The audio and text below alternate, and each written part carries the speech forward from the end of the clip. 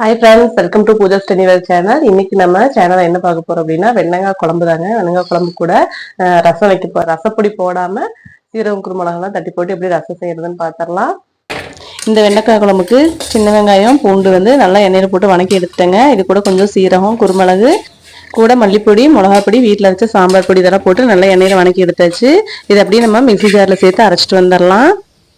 இப்போ வெண்டைக்காய் குழம்புக்கு தாளிச்சு விட்டுறலாங்க. வடச்சட்டியில் பார்த்தீங்கன்னா எண்ணெய் ஊற்றியாச்சு. எண்ணெய் காஞ்சதி கொஞ்சமாக கடுகு சேர்த்துட்டேன். கடுகு பொரிஞ்ச பிறகு கொஞ்சம் வெந்தயம் மட்டும் சேர்த்துருக்கேன்.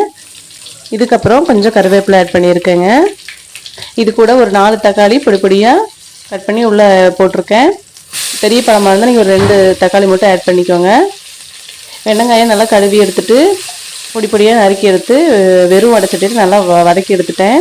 எண்ணெய் ஊற்றாமல் நல்லா வதக்கி எடுத்துட்டிங்கன்னா அதோட வலுவழுப்பு தன்மை இல்லாமல் நார்மலான குழம்பு மாதிரியே ரொம்ப நல்லாயிருக்கும். தக்காளி ஓரளவுக்கு வதங்கினா போதுங்க. நம்ம இது கூட எடுத்து வச்சுருக்க வெண்டைக்காயை சேர்த்துக்கலாம். வெண்டைக்காய் பார்த்திங்கன்னா அந்த வலுவழுப்பு தன்மையெல்லாம் போயிடுச்சு. கொஞ்சம் நல்லா ட்ரை ஆயிடுச்சு. இப்போ எண்ணெயில் போட்டு நல்லா வதக்கி எடுத்துடலாம். எண்ணெய் கொஞ்சம் கூடுதலாக ஊற்றி எண்ணெயில் காய் நல்லா வதங்க விட்டுறலாங்க. அது கூட நம்ம ரசத்துக்கு ரெடி பண்ணிடலாம். மீடியமாக வச்சு வெண்டைக்காய் நல்லா வதங்கிட்டு இருக்கட்டும். அதுக்குள்ளே நம்ம ரசத்துக்கு ரெடி பண்ணிடலாங்க. ரசத்துக்கு பார்த்தீங்கன்னா 4 தக்காளி சிறுசாக எடுத்திருக்கேன். இது கூட கொஞ்சமாக கருவேப்பிலை, ஒரு 2 வரமிளகா கிள்ளி போட்டுக்கலாம். ரசத்துக்கு தேவையான உப்பு சேர்த்துக்கலாம். புளி பார்த்தீங்கன்னா வெண்டைக்காய் குழம்புக்கும் ரசத்துக்கும் தேவையான அளவு நான் ஊற வச்சுருக்கேங்க. வெண்டைக்காய் குழம்புக்கும் கொஞ்சம் எச்சாவே புளி ஊற்றிக்கலாம். இதில் ஒரு 1/4 பங்கு மட்டும் நான் ரசத்துக்கு ஆட் பண்ணிக்கிறேன் புளி தண்ணியை. எப்போவுமே நம்ம ரசப்பொடி போடுவோம். ஆனால் ரசப்பொடி போடாமல் சீரகம் குருமிளகு பூண்டு இதெல்லாம் நம்ம தட்டி போட்டு ரசம் ரெடி பண்ணிடலாம். இப்போ நம்ம எந்த அளவுக்கு ரசம் வேணுமோ அந்த அளவுக்கு தண்ணி ஊற்றிக்கலாங்க. இது கூட மல்லித்தலை கொஞ்சம் ஆட் பண்ணிக்கலாம். இப்போ இதில் போட்டிருக்க தக்காளியெல்லாம் நல்லா கரைச்சி விட்டுறலாங்க. இதுக்குள்ளே பார்த்திங்கன்னா வெண்டைக்காய் நல்லா வதங்கிருச்சு. நம்ம இப்போ எடுத்து வச்சுருக்க புளி தண்ணியை இதில் ஊற்றிக்கலாம். வெண்டைக்காயை இந்த பச்சை கலர் சேஞ்ச் ஆகிற அளவுக்கு நல்லா எண்ணெயில் வதக்கி எடுத்துகிட்டு நம்ம தேவையான அளவு புளி சேர்த்துக்கலாங்க. இந்த குழம்புக்கு நம்ம புளி தண்ணி ரொம்ப நேரம் கொதிக்க விடலைங்க. நம்ம எடுத்து வச்சிருக்க மசாலா இதில் ஊற்றிக்கலாம். சின்ன வெங்காயம் பூண்டு இதெல்லாம் போட்டு அரைச்ச மசாலாவை இதில் ஆட் பண்ணிக்கலாம். ஒரு கொதி வந்ததையும் இப்போ நம்ம இதில் எவ்வளோ தண்ணி வேணுமோ அந்த அளவுக்கு ஜாரில் தண்ணி ஊற்றிக்கலாம்.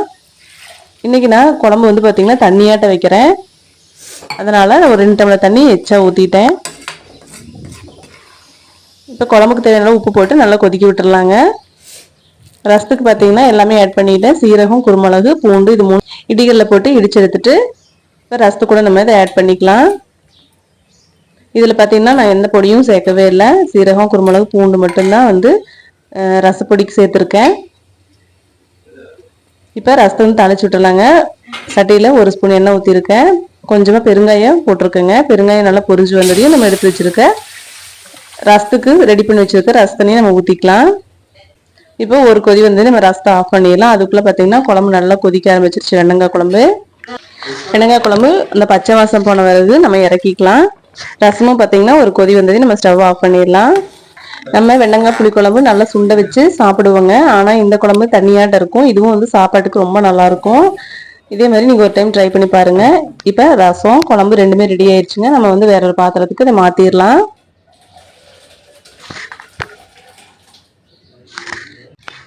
ஓகே ஃப்ரெண்ட்ஸ், இன்றைக்கி நம்ம வீட்டில் பார்த்தீங்கன்னா நல்லா காரசாரமான வெண்டைக்காய் புளிக்குழம்பு, இது கூட பொடி எதுவும் சேர்க்காத ரசம் நமக்கு தயாராகிருச்சு. கூடவே அவரைக்காய் பொரியல் ready. Okay friends, Pooja Stenival channel பிடிச்சிருந்தா மறக்காமல் சப்ஸ்கிரைப் பண்ணிக்கோங்க, லைக் பண்ணுங்கள், ஷேர் பண்ணுங்கள். இதே மாதிரி நாளைக்கு ஒரு வீடியோவில் பார்க்கலாம். பாய்.